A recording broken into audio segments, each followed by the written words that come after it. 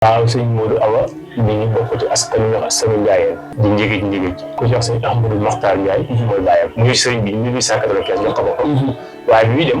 waajur ba ko wax na ko booy dem sëñ Tuubaa naa la jubbanti parce que sëñ Tuubaa daa mos a ñëw dari kamil fekk leen ñu jàng mu indaale fa saafara ak barkeelu nee na ñuy naan ku naan jox sa morom mu naan ku naan jox sa morom mu naan ku naan jox sa morom mu naan bi agsi ba sëñ Modou Awa mais bi mu naanee pare daa ñëw ba ca teer boobee mu dabal teer mu sotti ko ci la wàll ji ñëwagul nga xam ne kon